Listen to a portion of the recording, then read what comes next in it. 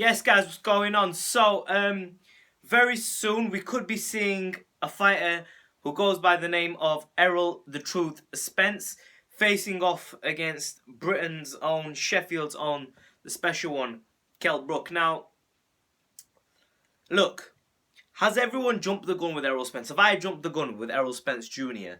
in regards to what he did with Chris Algeria? And are we putting him a little bit too high? Now, look. Upon contrast, upon looking at this fight afterwards, after I've sat down and looked at it, I'm not going to lie, I was up here with Spence after the fight, and I've dropped a little bit because it's made me think with Kell Brook, right, although I still think, right, Errol Spence will probably win the fight, but I can't say that until I get close to the fight and I have to see different things and then I come to a conclusion. But you see, with Errol Spence and with Kell Brook, in my opinion, it's a really, really good fight. But the thing is that Chris Algieri was definitely 100% tailor-made for Errol Spence's style. Because you see, Errol Spence is a pressure fighter, okay? He's a pressure fighter who finishes the job, and he's got strength and he's got power in both hands. Now, if a fighter like that fights someone who doesn't have any pop to keep them off him, and it's a similar thing what we were talking about with Canelo and Khan, right, in my last video, if you check that out. If a fighter doesn't have the power to keep the opponent off you, then you could just walk through his punches and get yours in and knock the guy flat out. And that's exactly what happened with Kell Brook with Chris Algieri and Errol Spence. Now, you see, with Spence, right, Spence comes at you, he likes to come straight in, mauls and brawls, right? He gets his distance and he can crack. He'll move forward, he'll move back at the right distance and crack you at the right time in the right spot, okay? And he goes to the body and he mixes the body attacks with head attacks. Now, with Chris Algieri obviously, right, he didn't have any power to keep Spence off it. So it is very startling to me that people actually picked Algieri to beat Spence because, I mean, come on, man. Errol Spence he's different. He's a different fish to Chris Algieri, totally. And the truth of the matter is, Pacquiao and Khan are not as good at pressure fighting as Errol Spence. Now, they might be bigger names or whatnot, right? And Pacquiao is a bit of a pressure fighter, but Pacquiao's not really a big 147-pound fighter. Spence, on the other hand, is a big 147-pound fighter. And so he was always going to do what he did to Algieri, in my opinion, right? But, you see, with Kell Brook's got power. Kell Brook has a very strong jab. Kell Brook will actually confuse Spence a little bit with his ability to switch orthodox, southpaw. His footwork, Kell Brook's footwork, comes from the Ingle camp, right? That footwork, in my opinion, is one of the best taught footworks in the world, not just Britain, but in the world. And I might sound a little bit silly, but it's true. In terms of boxing of recent, right, from what we can remember back in the 90s with Prince Naseem Hamed, and I grew up watching Naz, right, we saw so much, and forget the rest of the fighters, forget the rest of them. You look at Naz alone, just Naz. If you look at him when he wasn't weight drained, when he fought Barrera, and I know I'm going to get stick for that, but I'm going to say it. When we look at Naz and his footwork that he had, how he was able to, you know, he literally could throw power shots from this angle. He could be literally, you could be coming in at Naz, right? If you remember Kevin Kelly coming in, Naz just, little clip, bang. He could generate so much power. Maybe that's a lot of his natural ability, but it definitely is a lot to do with the Ingle style in the Ingle camp. And you see, Kell Brook's got that. With Spence being southpaw, right? Now, the thing is, when you're facing a southpaw, everything is back to front. Everything is back to front. When you're facing a pressure fighter, you're going to be under pressure, right, to face that opponent because he's coming at you. If you are a pressure fighter yourself, right, you're not stressed out in the fight as if, whereas if you're someone who's a boxer and you like to move a lot, right, and you've got someone coming at you like this and they're aggressive, they're tying you up, they're maneuvering you and they're digging to your body and you might get knocked out. That's a lot of stress on a fighter to be able to have to deal with that. Errol Spence didn't have as much stress to deal with when he was facing Algieri as much as Algieri had to deal with Spence. Now, you see, with Spence coming forward, right, Spence is southpaw and that just adds, and you see, as a pressure fighter who's got good boxing, who's a southpaw, everything is back to front, right, with the southpaw, right? You've got to southpaws fight like, you know, obviously in the southpaw stance, right? Right hand forward, right? And with the right hand forward, right, and with the straight left, yeah, the distance between this hand and the face, this hand and the face is different to when we switch here. You see? So, and then what you've got to do is you've got to then, right, go into their element, because they're used to this. This is all they do. They are always southpaw and fighting 70 to 80% of boxers who are usually orthodox. So they're used to, tapping the jab and the strong left hand coming forward. But you see, this is the thing, right? Spencer's got a good jab, right? Because he's got long levers and he's southpaw. But you see, with southpaws, right, they often like struggle to get a good amount of power in the jab because of that range. Because you see, as a fighter, right, if you're here orthodox, right, and you're forward right here, the right hand, right, is going to be very, very close to you here. Whereas if someone's orthodox, right, how to put this, right, hand position here, okay? But you see, here, right, because this is where the southpaw hand comes, right, is closer, right, orthodox here, right? Got to remember, it's going to be more around here, right? You're going to be getting punched up here. Whereas an orthodox fighter is going to be punching more or less this way, right? Orthodox, southpaw, right? And what you tend to find with southpaws is they don't usually have good jabs. I mean, you have had fighters in the past with good southpaw jabs, and Spence definitely has a good jab. But you see, point I'm making, right, I've got a little bit like confused on this one, right? Not confused, but like my words a little bit, it's difficult to explain this, right? My words are jumbling up a little bit. But look, the point is that the distance of a southpaw jab, right, is totally different to controlling distance with an orthodox jab. It is just in reverse, and it is just a mirror image, and there's no special effects up and down. It's the same thing. But having to deal with distance in a position like this, having to deal with someone like this, you literally, right, you're facing someone. Close hand's coming this way, and the lead and the back strong hand is coming that way.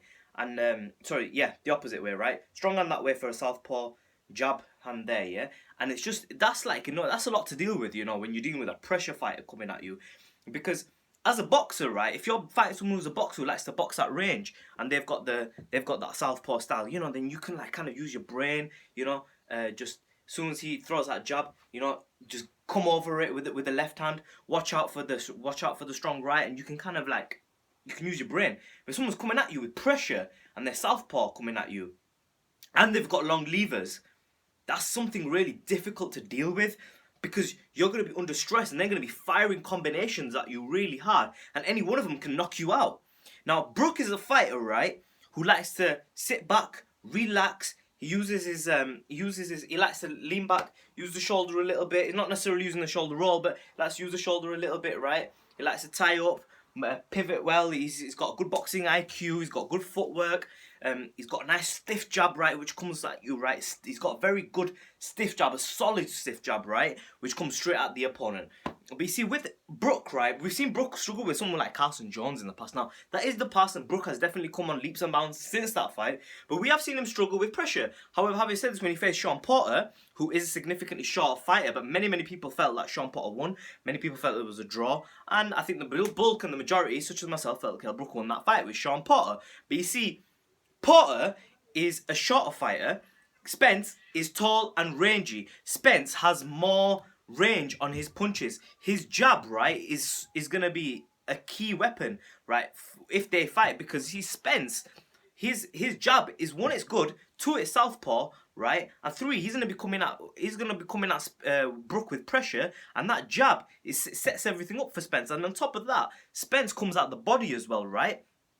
And then that's going to be like confusing Kell Brook, because to deal with all these intangibles and all these variables is what makes Errol Spence a great fighter, because people aren't used to dealing with this. Spence would be a nightmare. And the reason that he banged out Floyd Mayweather in sparring, right, is because Floyd Mayweather fights in a shoulder roll usually, right? We thought that Pacquiao was the guy to break this because he fights in a southpaw stance. And what did we see when they fought? Mayweather didn't utilize the shoulder roll. Mayweather went to the high guard. And because he fights in the high guard against southpaws, you've actually taken a strong element of Floyd Mayweather out of the equation, which gives the opponent a bit of a better chance. So if anyone was to ever beat Mayweather, it would be a southpaw, in my opinion, because I think to beat Floyd Mayweather as an orthodox fighter, where you give him the option to be able to go back to his shoulder roll, his dad learned that from quite a young age, and he's embedded it, and Mayweather is the best at using it, the Philly shell style, you want to call it whatever you want to call it, right? And Mayweather is the best at it. But you take that away from him, Mayweather is still a great fighter. but he's not as good as effective and unbeatable, I think, right, at this point in time anyway, we have to say this, right, as he is at the moment. But with Brook, right, Brook's going to be fighting Errol Spence, right? Brook does have power. As Errol Spence comes into Brook, right, what we could potentially see is Brook triggering that jab out, right? Bang, dealing with the southpaw stance, you know?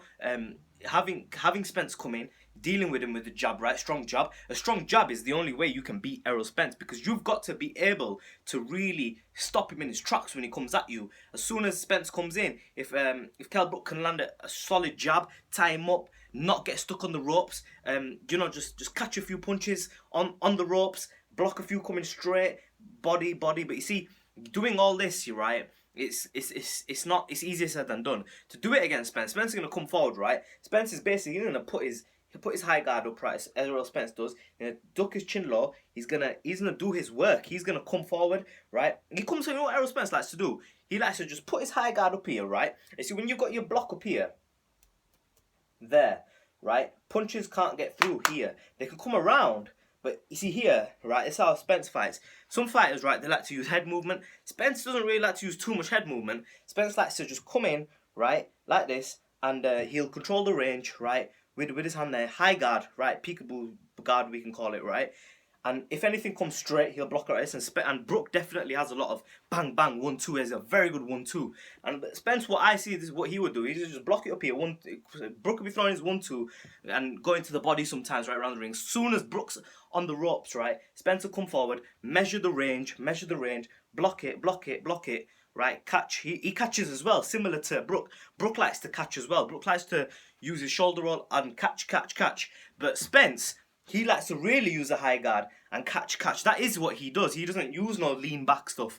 He likes to just literally he'll use a paw jab, get his range. As soon as he gets a few jabs in, he'll come forward, get you against the ropes, and he's really good at cutting the ring off. So he'll cut the ring off and then he'll attack the body. After he started working the body a few times, he'll mix the punches up, bang bang to the head as well. And Brook is gonna struggle with this because it's definitely a wide array of punches that Spence can throw at different ranges, he's just got so many different mechanisms at his disposal to give to Brook, and I think that Brook can probably deal with a southpaw because Brook himself can fight southpaw, but it's not his element. It's not his number 1 tool. He's an orthodox fighter, but Brook can also switch southpaw. I wonder how Spence would deal with another southpaw. You see what I mean? Even though it's not Brook's A game, I think the switch style of Brook could give Spence problems. Mixing in that Brook's got a strong jab. Sorry, we're orthodox with Brook. Given that he's got a strong jab, if Brook switches here and he's got a strong jab on his right hander as well, and he's a strong southpaw. See, Brook has been known to fight southpaw. If anyone is to beat Spence in the welterweight division right now, I would give the best option to Kell Brook, because Kell Brook's a guy. He's got experience. He's had a lot of fights. He's very strong. He's got a good promoter. He's got a good management. His team and everything is sorted. You see, Brook's got a good team, solid team behind him and know what they're doing. And for me, I think that Brook could definitely win this fight. However, to be honest with you, I think that with Errol Spence coming in, right, with the way he comes in, style he's got, the strength he's got, is going to give Kell tons of problems. But you see, thing is with Spence, right, Spence is not really that different of a fighter. What I mean by different is you get certain styles like Sean Porter who are a bit different from your traditional boxing style. Kell Brook dealt with that, but I don't think it was easy for Brook. I think Kell Brook could. I think the style wise, let's take the southpaw thing out of it. Style wise, I think Spence is a little bit easier for Brook than Porter, because Spence has a closer UK style, European style, than Sean Porter does. Sean Porter has nowhere near nothing like a European style. Spence likes to fight straight up. He likes to come in, catch. And this is how you see UK or European fighters fighting. Catching, shooting, measuring distance. But he goes to the body really well. And he has some American attributes, such as his range control, such as his footwork. It's definitely there. But look, man, Errol Spence, Kell Brook, very good fight. I want to see it. But have we all jumped the gun with Errol Spence? Should we just take a step back and think to ourselves, is he ready for the IBF champion of the world, the special one, Kell Brook? Let's wait and see. Comment section below, subscribe as always, Be Real TV. In a bit, guys.